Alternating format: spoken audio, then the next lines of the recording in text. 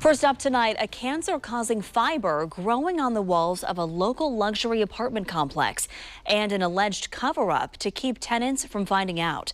A former employee is now suing the Portland-based company that owns the property, claiming it put profit over people. Fox 12's Marja Martinez joins us live now from the Sylvan Hills with the interview you'll see only on 12. Marja? Kelsey, this lawsuit that was filed on Friday claims that management here at Commons at Sylvan Highlands learned during a renovation project that several units tested positive for asbestos. Now, the plaintiff says that once they learned that, instead of reporting it, they covered it up.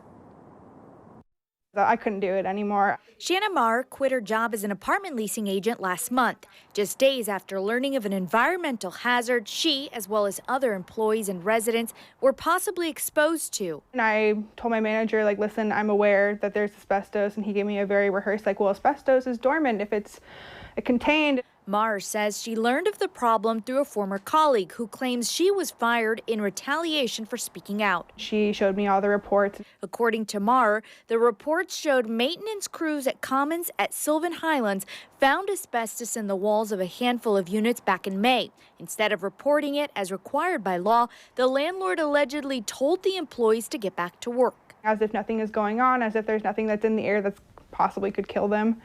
That didn't sit well with Marr, who also lived at the apartments but has since moved out. I could possibly have something and it won't show up for 10 to 20 years. On Friday, she filed a class action lawsuit against Sylvan Highlands LLC, the company that owns the 291-unit complex. This was just days after two former employees filed a separate $40 million lawsuit against Tandem Property Management, which manages it and 7 other local properties. Records show both companies are owned by 68-year-old Thomas Clary of Portland.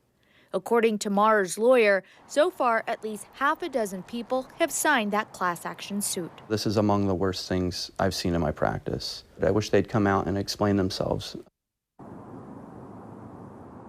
According to Fuller, Oregon State Police are now investigating the landlord for an environmental crime that, by the way, is a felony. We did try to reach out to the man who owns both of the companies that are being sued. He did not answer our calls. We emailed and did not get a response, and we even went to an address listed as his home, and he didn't answer the doors.